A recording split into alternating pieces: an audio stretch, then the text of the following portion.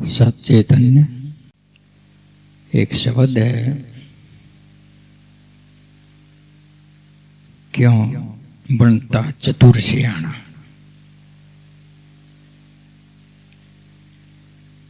क्यों बनता चतुर सियाना। ये कुछ भी संग नहीं जाना।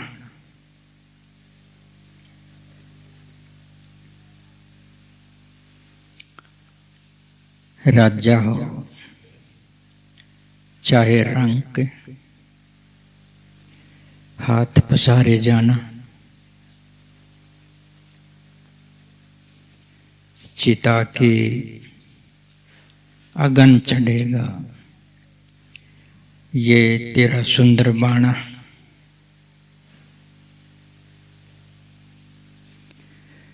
भोग ले चाहे कितना भी, अंत में दुख हाथ में आना। मन चुतराई चले नहीं, किया भोग कर जाना।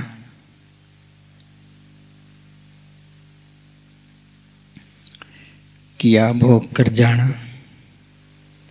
धन कमा चाहे कितना भी, सबर कभी नहीं आना। पराया धन नीत बिगाड़, अपना भी संग नहीं जाना। झूठा है ये मान बढ़ाई, झूठा गर्व गमाना। सत चैतन्य भजले सच्चा, यही संग में जाना।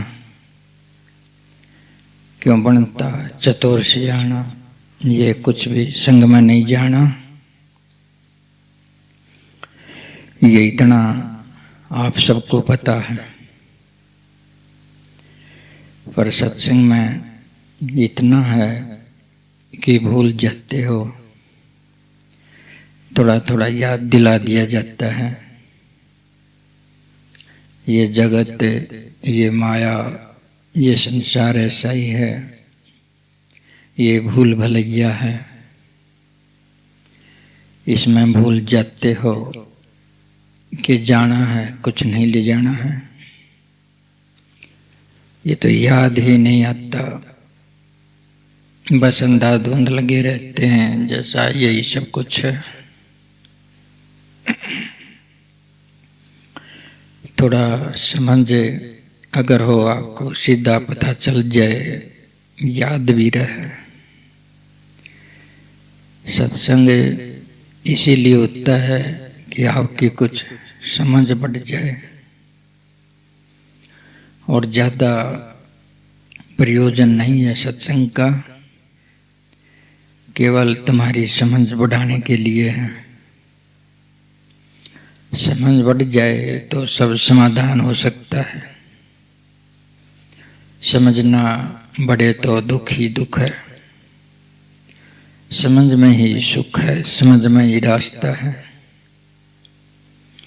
समझ आपकी अगर बढ़ जाए तो आप अच्छा सोचोगे, अच्छा सोचोगे अच्छा तो अच्छा करोगे, अच्छा करोगे तो अच्छा रिजल्ट आएगा। सुख ही सुख है। मनुष्य को जो ये विचार है, पशुओं से यही अलग करता है। जहाँ विचार नहीं समझो, वहाँ पशु है। पशु का मतलब ये नीचे के जीव जंतु नहीं। पशु का सही अर्थ ये है बंधा हुआ। पास, पास का मतलब बंधन होता है। बंधन से बंधा हुआ ही पशु है। अब इंसान है कि कोई जीव जंतु है, अगर वो पास से बंधा है, बंधन में है, तो वो पशु है। विचार बस इस पशुता से अलग करता है। जहाँ विचार है वहीं मनुष्य है, जहाँ विचार नहीं वहाँ मनुष्य नहीं है। जब मन का उदय हो जाता है तो मनुष्य हो जाता है। मन का उदय हो जाना, ज्ञान का समझ का उदय हो जाना, मनुष्यपन में आ जाना है। अब देख लो आप, समझ की बात है। समझ निर्णायक होनी चाहिए। जो आपने समझ लिया उसके अपनी गांठ बांध लेना चाहिए, उस समझ के अनुसार चलना चाहिए। समझ ऐसी चीज नहीं है जो आती है और चली जाती है।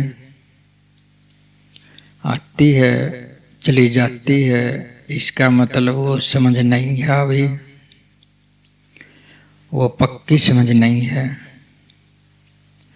पक्की समझ का मतलब है जो आपकी समझ में आ गया ठीक से, उसका पालन भी करना। तो समझ को पक्का कर लिया करो। समझ के लिए, समझ को लागू करने के लिए एक और चीज है जिसका आपने पक्का कर लेना है, वो है संकल्प। संकल्प यानी इच्छा शक्ति। जो सोच लिया वो करना ही करना है। बस समझ के साथ संकल्प और पैदा हो जाए, फिर तो समझ पक्की हो जाएगी। समझ थलस जाती है अगर संकल्प, इच्छा शक्ति ना हो। तो अपनी इच्छा शक्ति को और बढ़ा लें कि ये अच्छा काम है, ये करना ही करना है, ये बुरा है, ये करना ही करना नहीं है। फिर तो सत्संगी हो जाओगे। जब तक आप सत्संगी नहीं हैं, जब तक आप बुरा करने से नहीं रुकते, करते जाते हो, आदत बन जाती है। तो सत्संगी होना हंसी खेल नहीं है। जैसे बहन ने शब्द कहा था कि सत्संगी होना हंसी खेल नहीं है, बाबा जी होना हंसी खेल नहीं है। आत्मा तेरी हुक्म सुनावे, हुक्म को सुने जो पार हो जावे। आत्मा को सुनना हंसी खेल नहीं है, सत्संगी होना हंसी खेल नहीं है, ये जिंदा मरना हंसी खेल नहीं है। आ जाते हैं, बैठ तो जाते हैं अपन सत्संग में, लेकिन थोड़ी सी और कोशिश कर लिया करो। संकल्प के साथ जो अच्छा लगे उसको ना छोड़ो तुम, बिल्कुल उसका पालन करो। चाहे कितना बड़ा नुकसान होता हो, कितना बड़ा चाहे आसमान टूट के पड़ता हो, आत्मा की आवाज को मत भूलो। आत्मा की आवाज का हमेशा पालन करो। ये कठिन है, ये त्याग मांगता है। ये आत्मा का पालन करना, ये दुख की परवाह नहीं करता, टोटे नफे की परवाह नहीं करता। ये तुम्हारा भीतर वेद है, जिसको वेद बोलते हैं, ज्ञान बोलते हैं, जिसको गुरु बोलते हैं, जिसको सत्य बोलते हैं, आत्मा बोलते हैं। ये तुम्हारे भीतर है। ये तुम्हें हर समय हुक्म सुनाता है, तुम इसका पालन नहीं करते। ये बिना लिखा वेद है, ये लिखा हुआ नहीं है। ये तुम्हें हर समय भीतर से छूता है कि पगले ये ना कर, ये गलत है, ये तेरे को नुकसान करेगा। लेकिन तुम सुनते नहीं सुनते तो फिर थलस जाते हो। तुम्हारी समझ तुम्हारे काम नहीं आ सकती। कोई स्वार्थ, कोई अहंकार, कोई लोभ, कोई लालच, कोई मोह ममता, तो वो बीच में आ जाती है तुम्हारी समझ के, और तुम थलस जाते हो। ये आए तो इनको निकाल दो। आदमी एक ऐसा है जैसे कोई रस्सी है, और उसके कई गांठ हैं।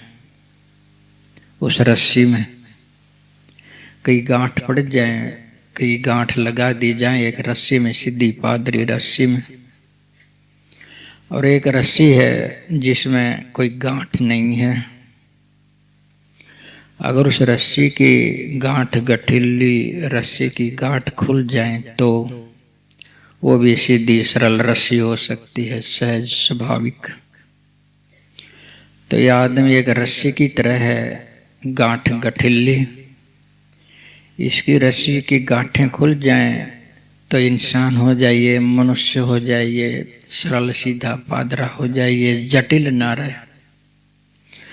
बस बीच में ये गांठ लगी हैं अहंकार की, स्वार्थ की, लोभ की, लालच की, झूठ की, निंदा की, चुगली की, अनेकों उल्टे उल्टे विचारों की ये गांठ लगी हैं आदमी के अंदर।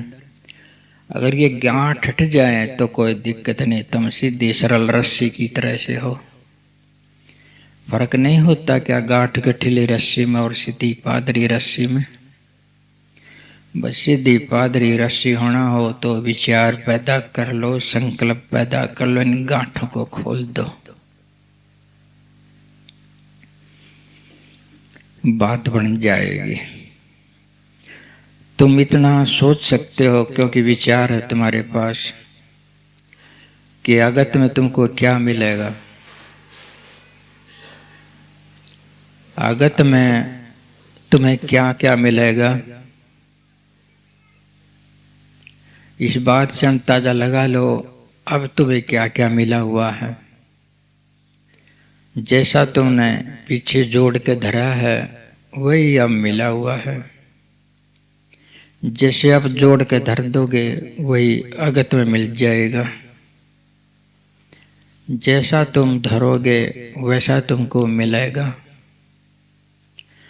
अब विचार से तुम अंदाजा लगा सकते हो कि कौन सी चीज हमने धरनी चाहिए, कौन सी चीज हमारे लिए ठीक होगी।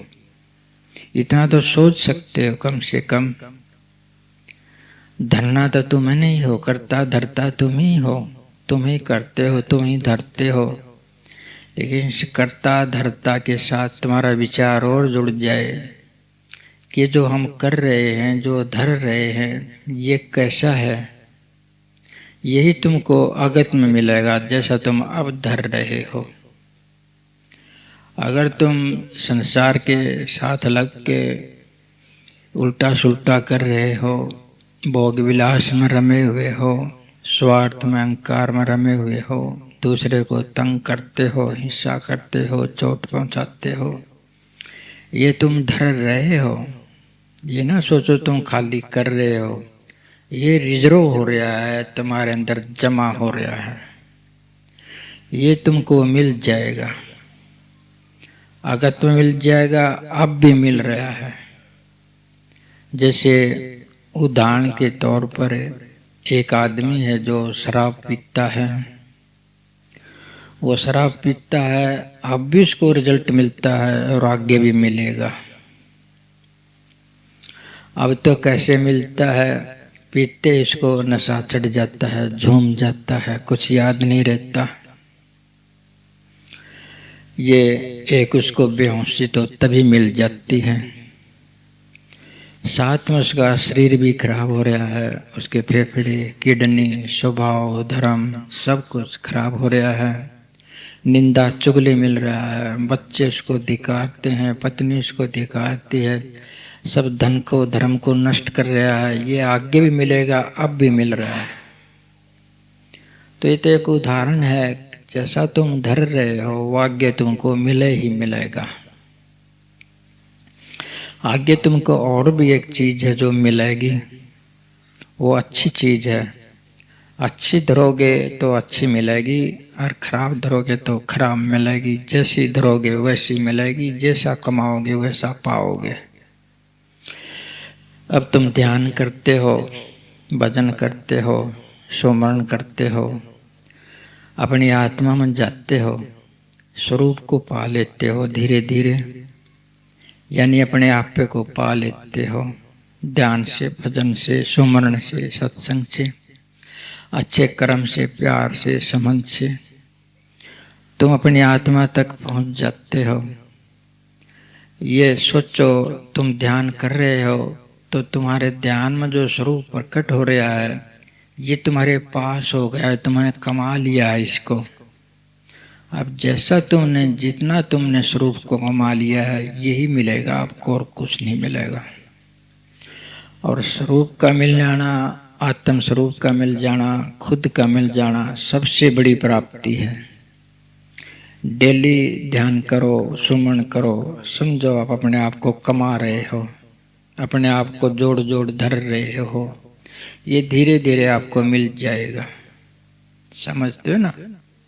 ऊंचे टीले हड़िया चाल और बैल गऊ के पेट, हाड़ी झूले पालना, रोटी जाली खेत, ये तुम्हारी साधना की अवस्था है।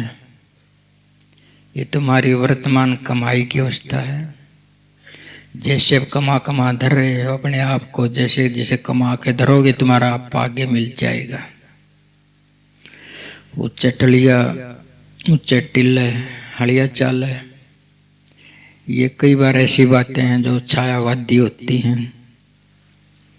ऊंचा टिल्ला और कुछ नहीं, ये तुम्हारा माथा है। ये माथा है ना तुम्हारा, ये ऊंचा टिल्ला है, इसी में हल चलता है। समझते हो ना? इसी में हल चलता है गुप्त रूप से। हाड़ी झूले पालना, रोटी जाली खेत। तो जब तुम सुमन करते हो यहाँ माथे में बैठ के, ध्यान करते हो माथे में बैठ के, ये समझो ऊंचे टिले पे हल चलता है। हल चलेगा तो उपज भी पैदा होगी, लेकिन वो अभी नहीं, अभी तो हल चल रहा है, अभी तो ध्यान हो रहा है, अभी तो सुमरण हो रहा है। इसका रिजल्ट तो आगे आएगा। तो रोटी जाली खेत, इसका मतलब यूँ है कि तुम्हें रोटी मिलेंगी आगे। अब तुम कमा रहे हो, आगे मिल भी जाएंगी।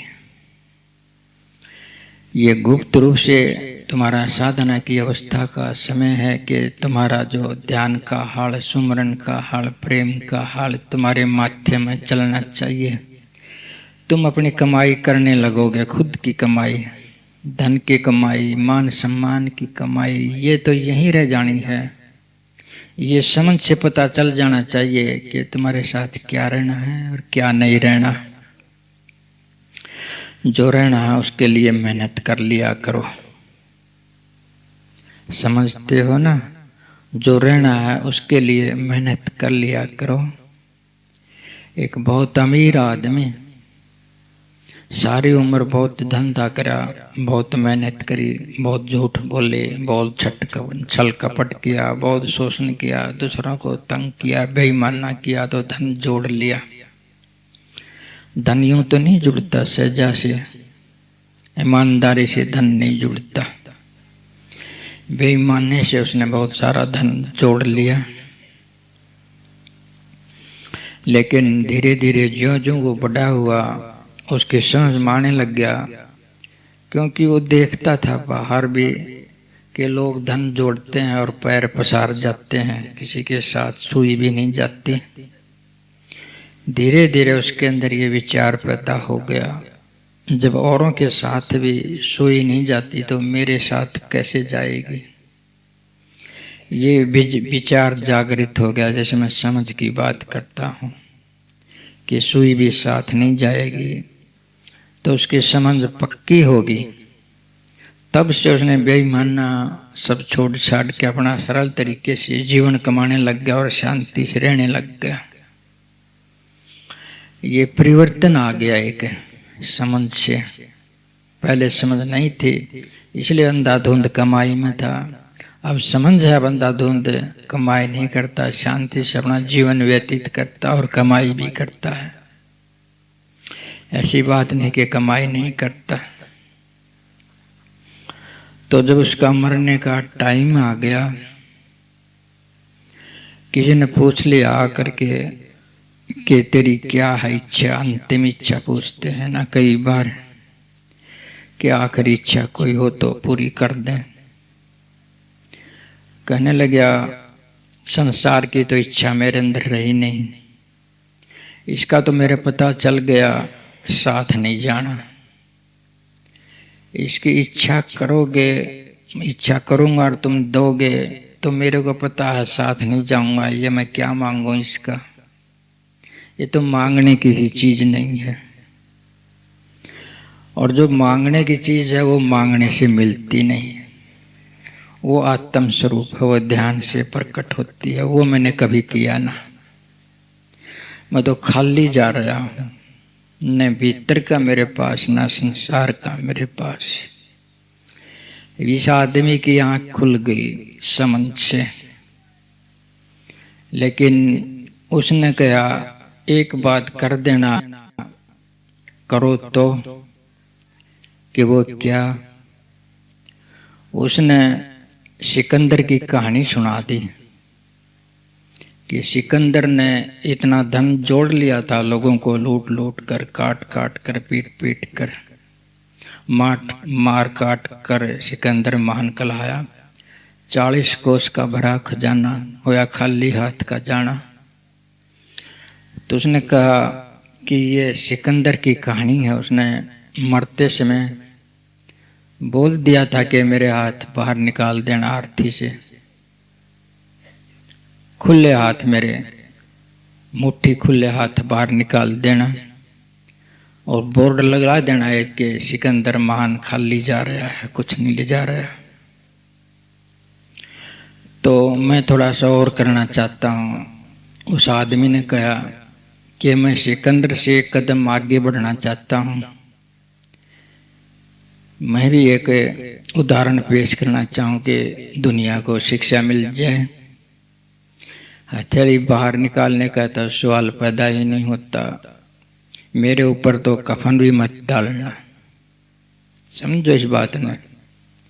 मेरे ऊपर तो कफन भी मत डालना, मेरे को नंगा ही चढ़ा देना, पता चल जाएगा कुछ नहीं जाता, कपड़ा भी नहीं जाता, सुई भी नहीं जाता, धन भी नहीं जाता, खाली हाथ हथेली दिखाने से क्या, यही बता देना कि आदमी नंगा ही जाता है, कुछ उसके साथ नहीं है।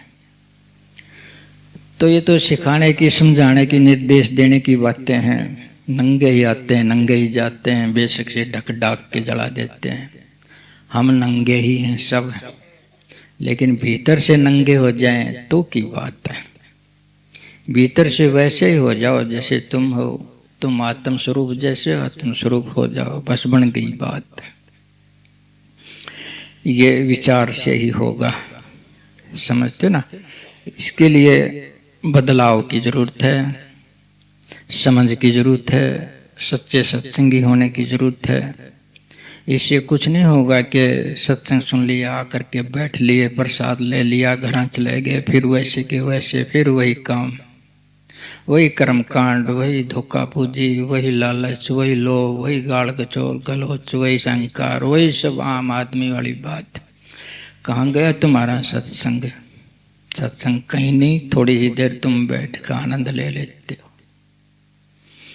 तुम्हें स्वीकार ही नहीं है कि तुम अपने आप को बदल लो, समझ जगा लो। तुमने भीतर से ऐसा मान ही लिया कि हम बदल नहीं सकते, हमारे अंदर वो अक्षमता नहीं है कि हम अपने आप को बदल लें। बस बहे जा रहे हो, बहे जाने में ही खुश हो, ठहरने में खुश नहीं। तुम अपने पंजे नहीं गाड़ सकते किनारे पर कि हम ठहर भी जाएं। ठहरने का बस का काम नहीं। जब ठहरते नहीं तो फिर ठहरने के लिए कोशिश भी क्यों करें। ये सरलता बना ली है आदमी ने भी कि जब बदल ही नहीं सकते तो बदलने की कोशिश क्यों करें।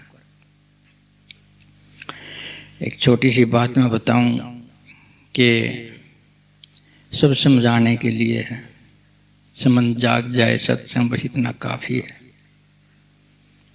जब मैं पाली रहा करता तो एक दो भैंस थी मेरे पास जिनको मैं चराता था, उनको मैं नहलाता भी था, बढ़िया तरह से नहलाता था, खूब चराता था कि पुष्ट हो जाएं, ठीक रहें, गंदी ना रहें। उनको नहलाता भी था टाइम पर। तो होता क्या, कुछ समय लेकर के कोई कीचड़ का तलिया सी कोई खड़ा सा उन्हें मिल जाए, छोटा मोटा तालाब सा, उसमें घुस जाए वो भैंस और कीचड़ में लेट लगा के फिर वैसी। मैं देखता रहा, मैं भी अपने स्वभाव में उनको डेली नहला देता। उनका डेली का काम किए कीचड़ की लेट में लेटना और वही कीचड़ फिर लपेट लेना। तब ये बातें मेरे को अब समझ में आती हैं।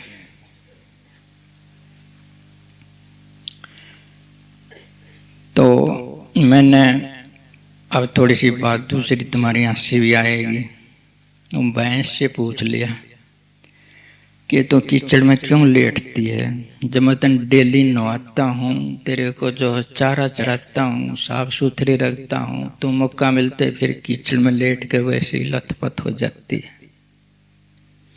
वो कहने लगी मेरे बस की बात नहीं, मैं बदल नहीं सकते अपने आप को।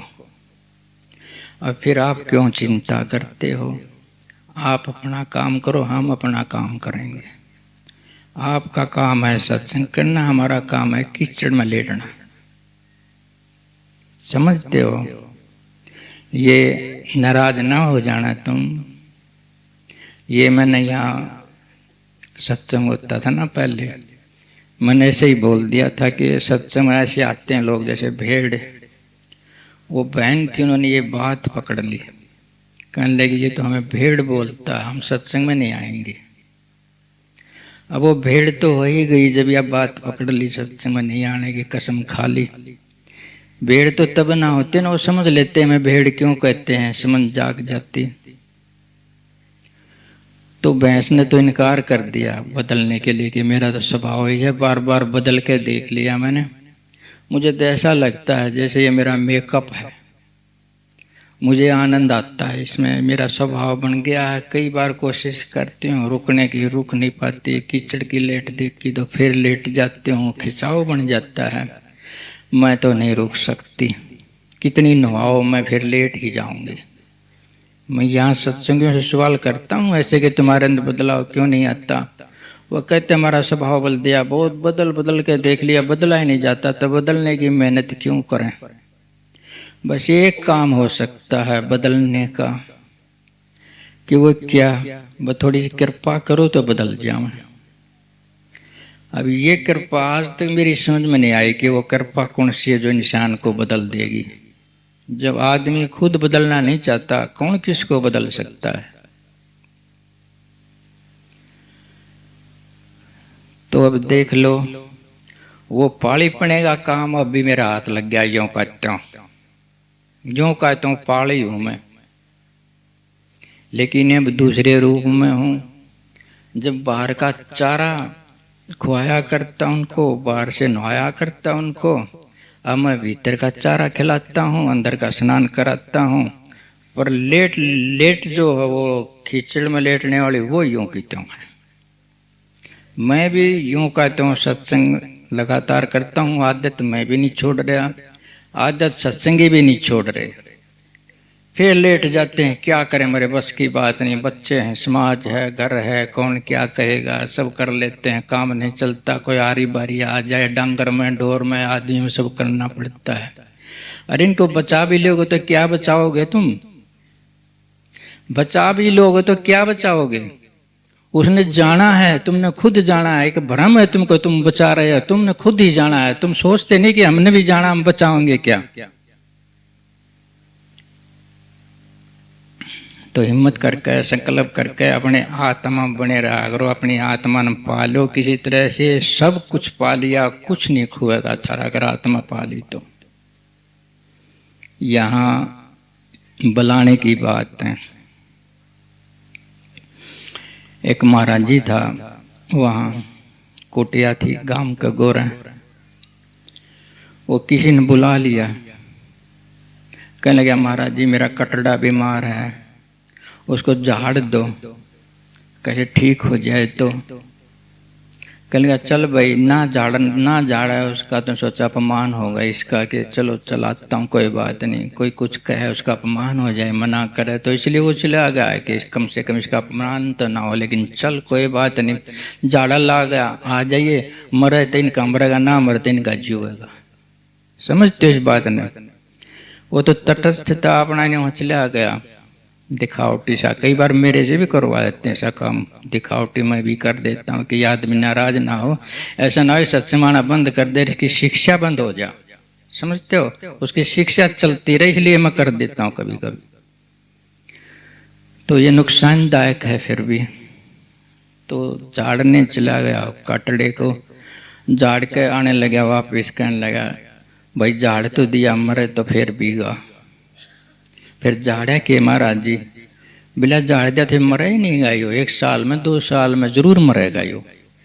तुम जड़वाया के बचाया के, ये तो जावेगा क्यों, जड़वाया क्यों बचाया, इन्हें जाना ही है तो अपनी आत्मा क्यों नहीं ठहरा रहे, अपना संकल्प क्यों नहीं जारी रखा, क्यों झाड़ पूछ में बढ़ गया तुम? वो समझा तो दिया, लेकिन फिर कोई बात ना, अंदर से और ओके घराले की आवाज, कोई ना बाबा तो न्यू क्या करें, ये न्यू क्या करें तो तुम्हारी गलती बनी रहे, बाबा न्यू नहीं कंदे, वो सोच समझ के कमाए। तो कितने लोग हैं जो आत्म स्वरूप को कमा लेंगे? आत्म स्वरूप का पहला लक्षण है कि ठहराव, आदमी के अंदर ठहराव आ जाए बस। ये बहुत बड़ा गहरा पहला लक्षण है कि आत्मा के भीतर ठहराव आ जाए तुम्हारे अंदर। जितना ठहराव आ गया समझ लो उतनी आत्मा तुमने पा ली। समझो इस बात ने?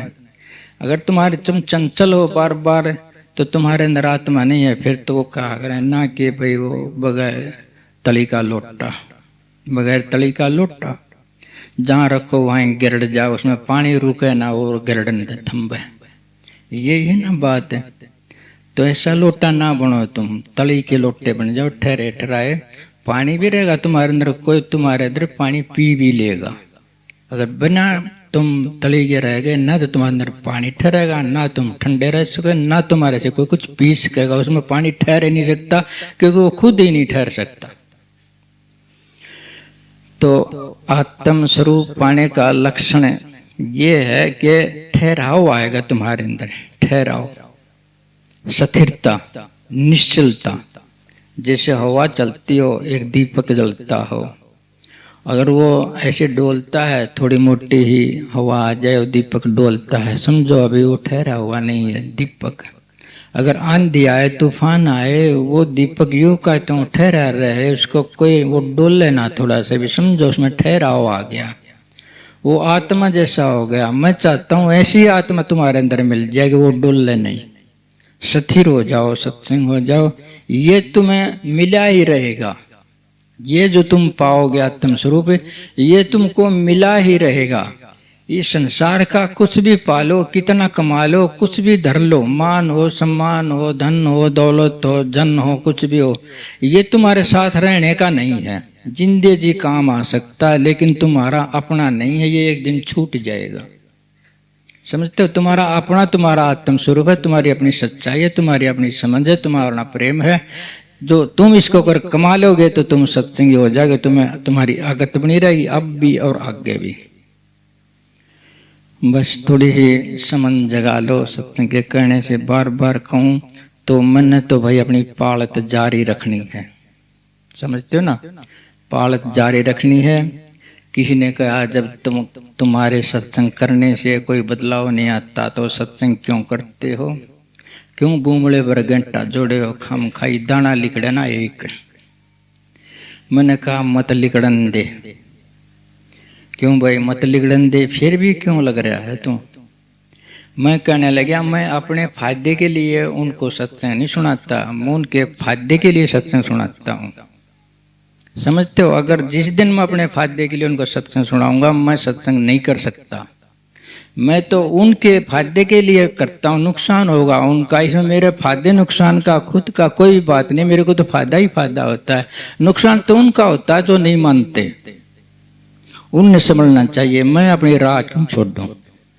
मेरा तो फायदा ही होता है। प्रेम से इकट्ठे हो जाते हैं, प्रेम से प्यार से, भीतर आत्मिक स्वरूप है, भीतर की बातें हैं, जगा देता हूँ, मैं भी जाग जाता हूँ, तुम्हारे जागने की कोशिश करता हूँ।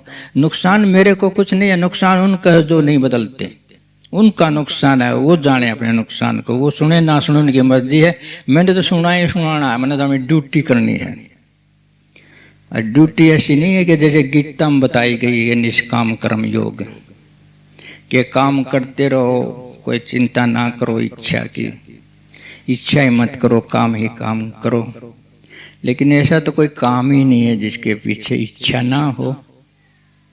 है कोई काम यहाँ पर ऐसा कोई कर सकता है? कोई नहीं कर सकता बगैर इच्छा के काम। खुद कृष्ण ने अर्जुन को जगाया कि जो हथियार घेर के खड़ा हो गया, खुद कहता है कि इच्छा के लिए काम मत करो, इच्छा के लिए युद्ध मत करो।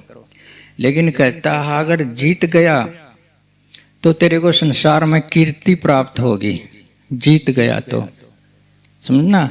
अगर लड़ाई करते करते मर गया तेरे को स्वर्ग मिलेगा। कामना की बात कर रहा है और उपदेश कर रहा है निष्कामना कर्म करो। कामना करवा रहा है कि लड़े कीर्ति मिलेगी, लड़े स्वर्ग मिलेगा। ये सारे ग्रंथ शास्त्र तरह से हम कर देखते हैं, इनमें कोई विशेष दम नहीं है। जो शास्त्र है वो तुम्हारे भीतर है, वो तुम्हारी आत्मा है। उस आत्मा की सुन लिया करो, उसकी सुनोगे तो तुम्हारे अंदर बदलाव आवे ही आवेगा, नहीं तो आ नहीं सकता, ना सुनोगे तो नहीं आ सकता। एक बार की बात है कि अशोक लड़ाई करके आ रहा था, कलिंग का युद्ध जीत के बहुत सारे सैनिक मार दिए उसने, बहुत बहनें विधवा हो गई। तो युद्ध जीत के जब आ रहा था तो एक जगह उसने पड़ाव लगा लिया, ठहर गए। तो उस नगरी की एक बहन आई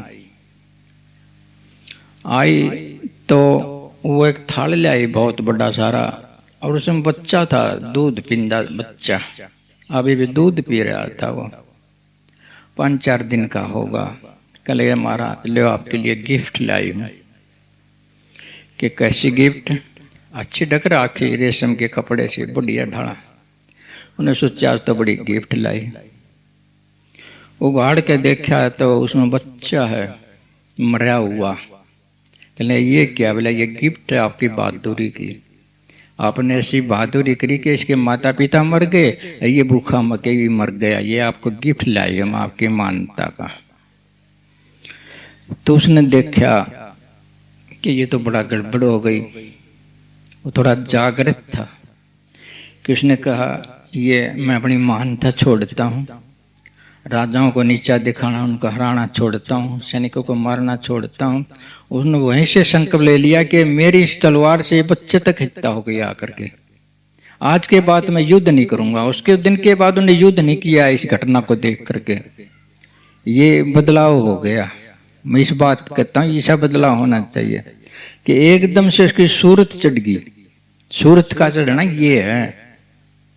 कदे और कुछ मानते हो? सूरत का चढ़ना के तुम ध्यान करते हो कि पंजों की ओर से जो चलेगी ऊर्जा ताकत, वो माथे में आ जाओगे, कपाले में आ जाओगे, तुम जिंदे मर जाओगे, तुम्हारी सूरत चढ़ेगी। ये सूरत का चढ़ना नहीं है। सूरत का चढ़ना ये है तो आज तक वो अब तक युद्ध कर रहा था, कल युद्ध नहीं करेगा। ये सूरत का चढ़ना, ये सूरत का चढ़ना दिखाई नहीं देता किसी को। असल में तुम जब अपनी आत्मा में चले जाओगे, अच्छे हो जाओगे। ये बहुत थोड़ा सा जीना सा ही काम है। सूरत चढ़े तो अक्षण में चढ़ जाती है, सूरत गिरे तो अक्षण में गिर जाती है। नीचा विचार आया तो गिर गई, ऊंचा विचार आया तो चढ़ गई। ये अपनी सूरत ने चढ़ा लिया करो, अपने विचार ऊंचे रखा करो, ठीक है ना। ये जो शब्द में थी वो बात है कि भाई क्यों बनता चतुर सियाणा, ये कुछ भी संग में नहीं जाना। ये इसलिए बता रहा हूं कि तुम स्वरूप से जुड़ जाओ किसी तरह से। ये तो जरूरत है तुम्हारी, फिर भी तुमने कमाना पड़ेगा। लेकिन ये समझ, ये नहीं बता रहा मैं कि ये तुम्हारे लिए आखिरी तुम्हारे लिए तुम्हारा स्वरूप है, इसके साथ लग जाओ तुम। ये तो बाहर का तो नहीं जाना, ये भीतर का सदा तुम्हारे साथ जानेगा। राजा हो चाहे रंग हो, जाना हाथ पसार, हाथ पसार के जाना।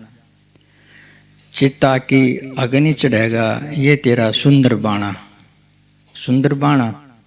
ये सुंदर शरीर कंचन सी देही, ये एक दिन मुरझाते ऐसी हो जाओगी कि बुढ़ापे में तुम भी इसे देखने के राजी नहीं हो सकते। तुम अपने पुराने फोटो नहीं देखते, हमेशा वो देखते जो बचपन के हैं या जवानी के हैं। जो बुढ़ापे के हैं उनको देख नहीं तो वापिस दबा देते हो।